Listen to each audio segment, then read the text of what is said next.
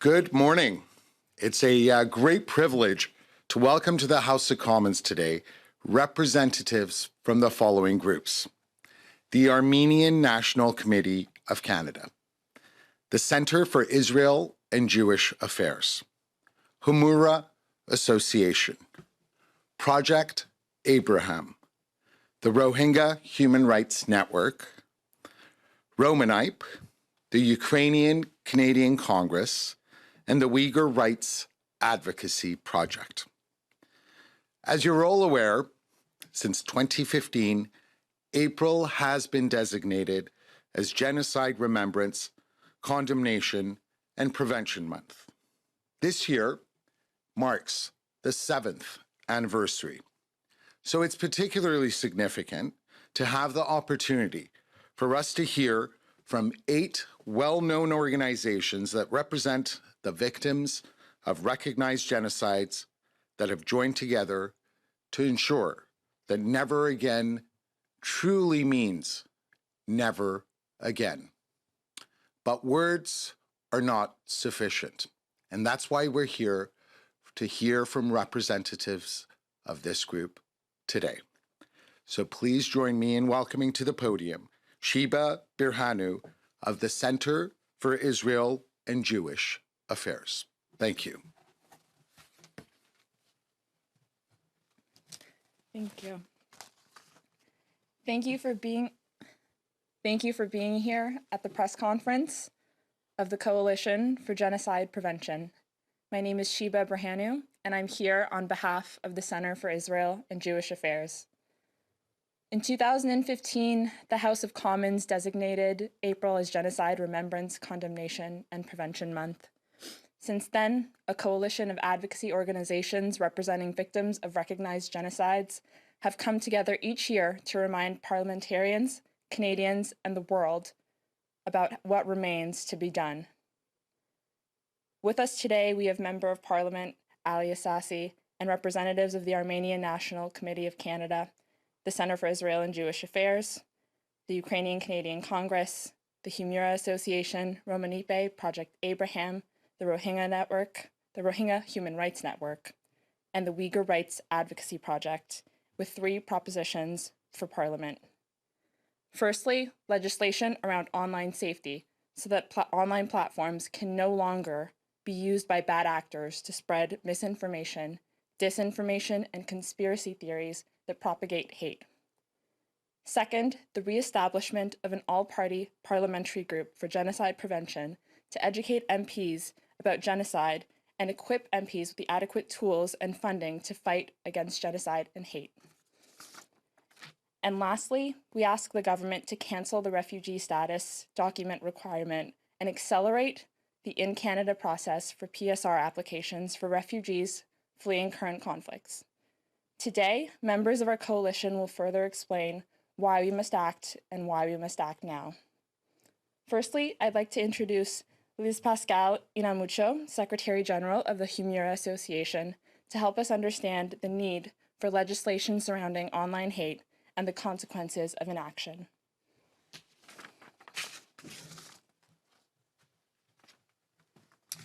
Thank you very much, Sheba. Merci beaucoup à tous ceux qui ont permis que ce jour important arrive. C'est très important de pouvoir être ici pour vous adresser. Mon discours va être très court et sera en français. Et je vais aller droit au but. Je vous rappelle ceci. 28 ans après les atrocités du génocide perpétré contre les Tutsis du Rwanda, les survivants qui ont trouvé refuge au Canada font face à un courant de négationnisme et de révisionnisme véhiculé par les médias sociaux. Cette dernière phase du génocide des Tutsis consiste à tuer avec les mots. Ces mots qui remuent le couteau dans la blessure et qui souillent le devoir de la mémoire, le travail de la mémoire. Comme le dit bien le journaliste et écrivain David Gakunzi, le négationnisme est l'une des violences humaines les plus meurtrières, car il prend le relais de la destruction des corps et pérennise leur meurtre en s'attaquant à la psyché, à l'âme. Cela entraîne donc des conséquences sur la santé mentale des victimes de la haine. Et on parle maintenant de la haine sur les réseaux sociaux. Le Canada, je vous le dis, aujourd'hui n'est pas à l'abri, loin de là. Et l'histoire du rôle des médias comme vecteur de l'idéologie raciste qui a conduit au génocide des Tutsis du Rwanda en 1994 doit servir de leçon aux institutions pour mieux protéger les victimes du racisme, les victimes de l'antisémitisme, les victimes de la xénophobie, de l'homophobie, de l'islamophobie, les victimes de la haine en ligne. Ce que les gens entendent et lisent en a un impact déterminant sur leur comportement. C'est pour cela que nous devons tout faire pour justement mettre en place une loi qui puisse contrer et pouvoir justement culpabiliser la haine en ligne. Pourquoi? Parce que la haine en ligne est un danger majeur pour tous les Canadiens sans exception. Une législation pour combattre ces crimes devrait donc être mise en place sans plus. Merci beaucoup. Je vais donc maintenant laisser la place à Shiba.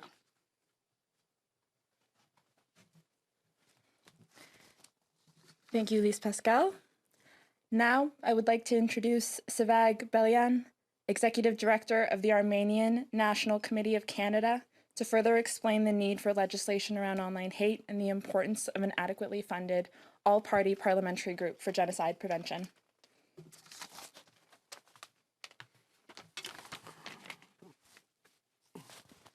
Thank you, Shiba.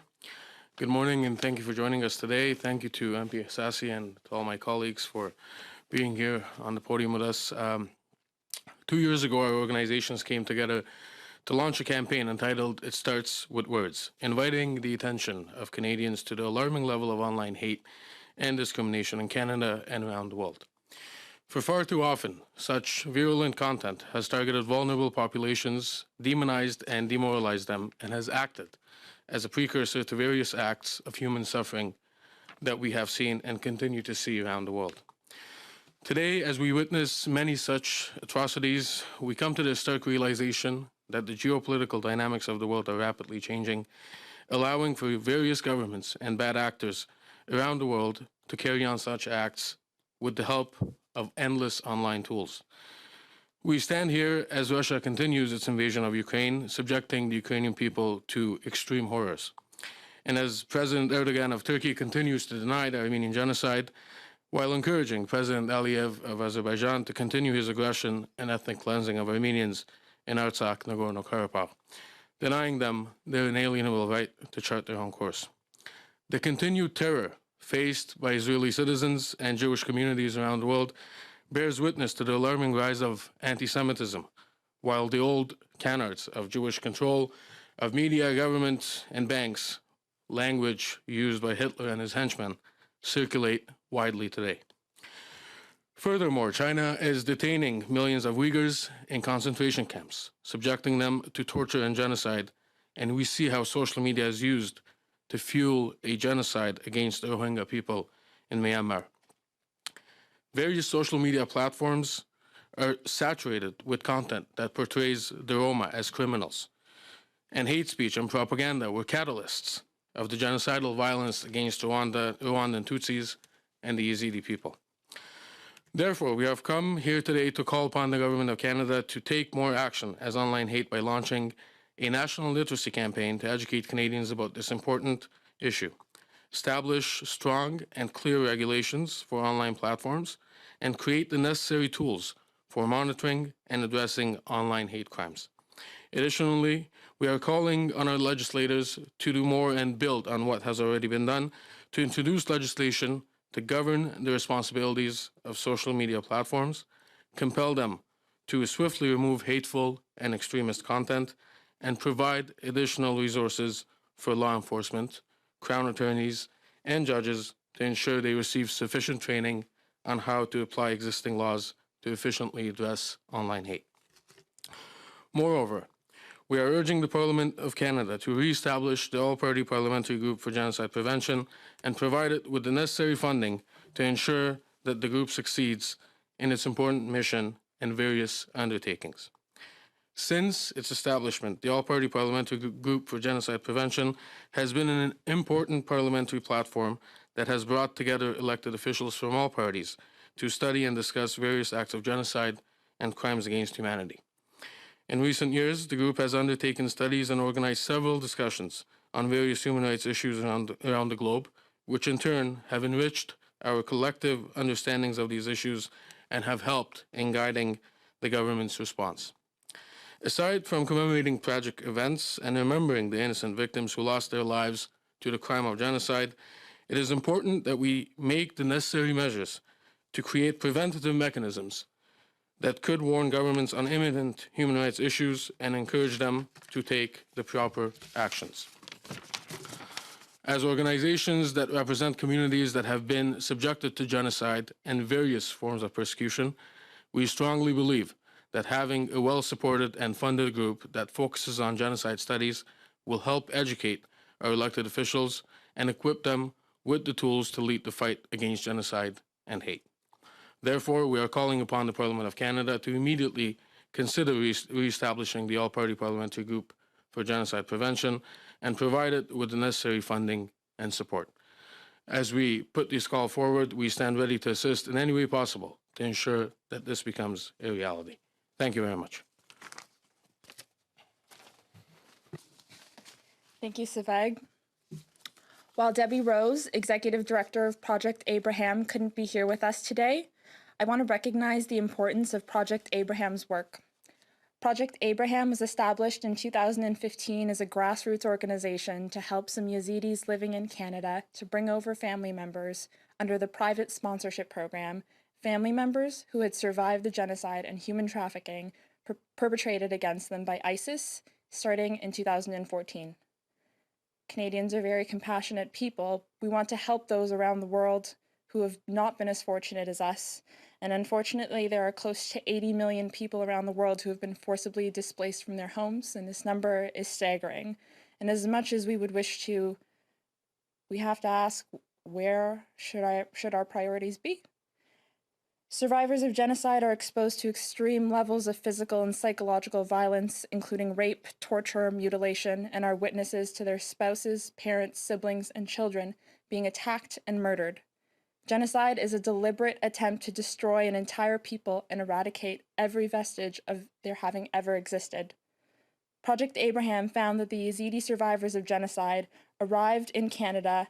They were identified by settlement organizations and mental health professionals as the most highly traumatized of all refugees they had ever seen. These people were, and still are, suffering an existential crisis. Refugees who are survivors of genocide have nothing left of their former lives except a few remaining family members. The private sponsorship of refugees PSR program provides a means for ordinary Canadian citizens to directly participate in supporting survivors of genocide. Unfortunately, it has become extremely challenging given the increased number of requirements and slower processing time. On behalf of refugees fleeing genocide, we are asking the government to return to the pre-2017 policy and cancel the refugee status document required for G5 and community sponsors under PSR. In addition, we urge the government to speed up the in-Canada process for PSR applications. Genocide is beyond the comprehension of most Canadians. The suffering of survivors is unimaginable, but is real and constant. All they want is to be reunited with their loved ones. As a Canadian nonprofit working with Yazidis, Project Abraham sees this as an essential so that they can begin the healing process and move forward on their path to recovery.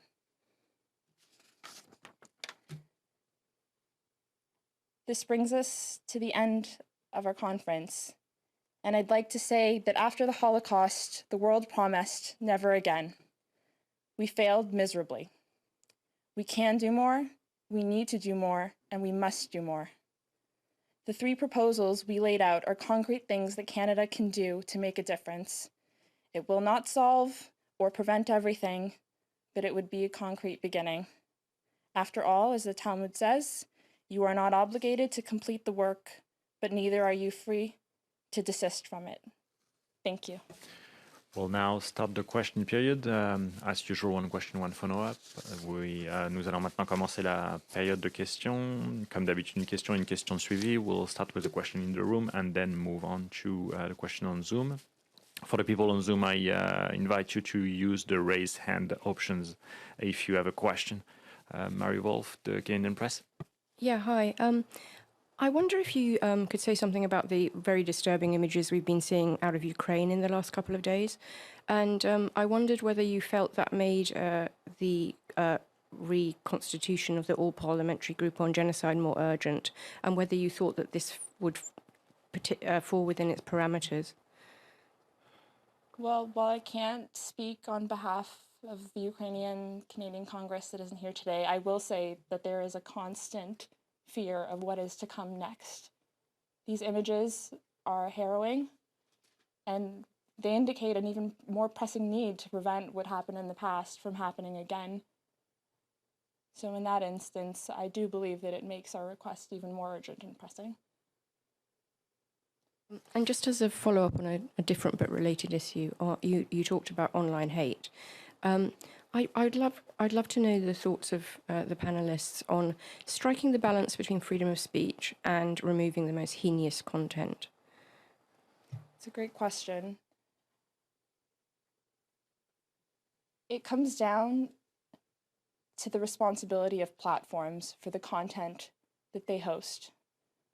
Some of the asks that we've put forward in the past have been around penalties for non-compliance and seeing social networks responsible for the engagement that they profit off of being the same sort of engagement that is a metric for penalization. So it's really about the reach of harmful content and the impacts of it. So that's where we draw the line between free speech and harmful content. What are the effects, and whose responsibility is it to mitigate the harmful consequences of the effects? Just one further question.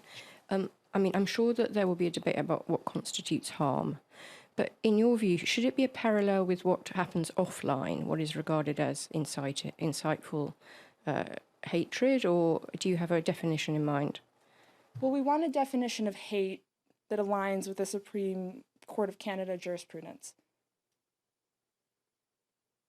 So in that sense, yes, we'd like to see harmful content that is designated as harmful, clearly defined as harmful, then be taken as seriously as any offline incident and reported to the appropriate authorities within the extent that is outlined. Do we have any questions on Zoom? I invite everybody to use the raise hand option.